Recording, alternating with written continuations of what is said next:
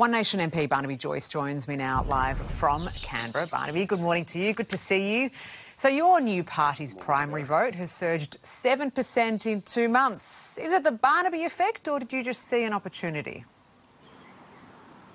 I don't know about that. I deliberated over that decision, Sarah, for quite a while, and I believe in One Nation's capacity to have a clarity of views, to be decisive, to clearly define issues. For instance, we have so-called hate speech coming before us. It was actually an issue about anti-Semitism. It was about the murdering of Jews.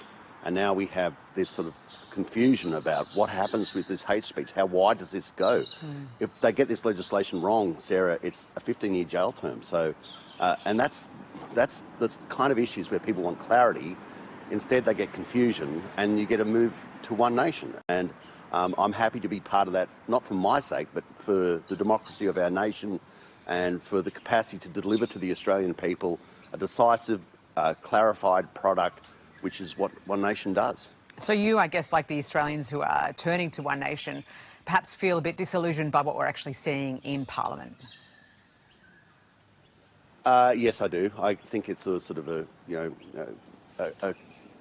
cauldron of confusion where people try to placate sectional marginal interests at the expense of the general Australian population, and in trying to offend nobody, they end up saying nothing, or more to the point, they create a piece of legislation which you may see today. I don't know, I haven't seen the split bill, where you say, well, gosh, you've just voted for something that could put Channel 9 in jail because someone could deem they were offended by Channel 9. There is, as you say, there is a bit of work to do still with those hate speech laws, but this has preoccupied the Parliament, the One Nation polling, right? And the PM came out yesterday and said that One Nation is nothing more than a divisive force. Is he right?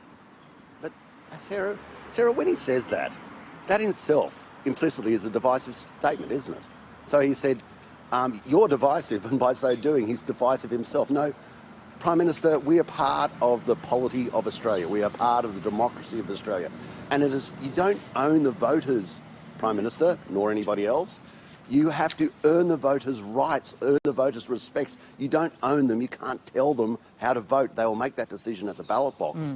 And, you know, when you see this, when they feel they're in a corner, they scratch by saying, you know, the temerity of the Australian people to have another choice, you know, gosh, they've got to stick with what they've got. But those days are over. I suppose, Barnaby, you must concede that One Nation obviously has work to do. I mean, Pauline Hanson has said she wants to build One Nation into a party that's capable of forming government.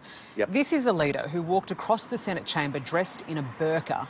I mean, talk about political stunts. Is this a protest party, or is this a legitimate party that can actually represent all Australians, even those who don't vote for you? Because that's where you need to get to. What is the plan to get there? Well, Sarah, I think we are getting there, and the polling reflects that. And not for 1 second, Sarah, would I be so bold as to say, oh, they're the votes. It's an indicator. It is not a vote. And what it does say is that the people are willing to give you a chance. You've got to respect that, and it is an awesome responsibility. And I've said that to my colleagues in One Nation, that the Australian people are going to have a more forensic look at you, and you have to understand the incredible responsibility, which they do, of the mantle of being taken as a serious party, holding the government to account, and because that's you can't suggest what happens in the future. And yes, I think we can all agree on that. But so does that mean then that you would advise your leader, Pauline Hanson, not to pull stunts like wearing a burqa in Parliament in the future? No, I'm not going to start advising people. I'm certainly not going to do it on television.